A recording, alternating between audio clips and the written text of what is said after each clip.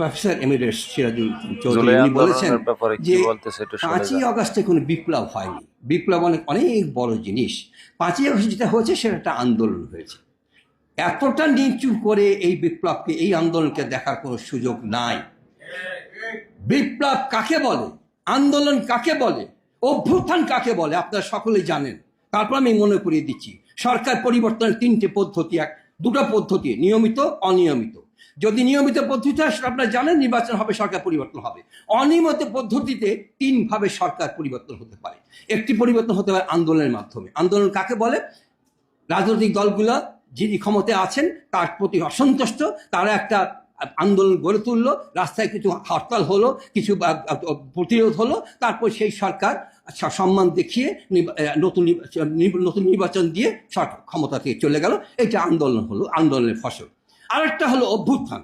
অভ্যুত্থান কিভাবে হতে পারে? দুভাবে হতে পারে। একটা হলো সামরিক অভ্যুত্থান, আর একটা জনগণের অভ্যুত্থান। জনগণ মিলে রাস্তায় আন্দোলন করলো, সরকার সেই আন্দোলনকে সম্মান দেখিয়ে পদত্যাগ করলো, নতুন নির্বাচন হলো, এবং তারপর আপনার নতুন নির্বাচনে সরকার পরিবর্তন হলো। এটা হলো 2 নম্বর আন্দোলন।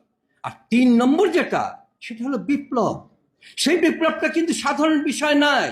শত বছরও সেই বিপ্লব কিন্তু একবার সংগঠিত হয় না। আন্দোলন অভ্যুত্থান বারবার সংগঠিত হয়, আমরা দেখেছি। আমরা পাকিস্তান আমল থেকে দেখছি আন্দোলন হচ্ছে, অভ্যুত্থান হচ্ছে, সরকার পরিবর্তন হচ্ছে, কিন্তু বিপ্লব হতে কিন্তু আমরা দেখি নাই।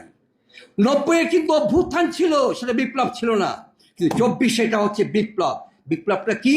বিপ্লব হচ্ছে এমন একটা বিষয় যে স্বৈরাচার একটা সরকারের বিরুদ্ধে সমগ্র জাতি, রাজনৈতিক দল নয়, সমগ্র জাতির সন্তানরা তারা রাস্তায় নেমে আসে এবং সেই আন্দোলনকে দমন করবার জন্য মারণাস্ত্র দিয়ে সরকার এমনভাবে রক্তপাত করে যেন যা সমগ্র জাতিকে সে ধ্বংস করে দেবে। কিন্তু তারপরে সেই সরকার সেই দমন পীড়নে সফল না হয়ে কি হয়, নিজের জীবন বাঁচানোর জন্য দেশ থেকে পালিয়ে যায়। ওইটাকে বলে বিপ্লব। আমাদের এই 3 নম্বর যে বিষয়টি, এটা কি সংগঠিত হয়নি বাংলাদেশে?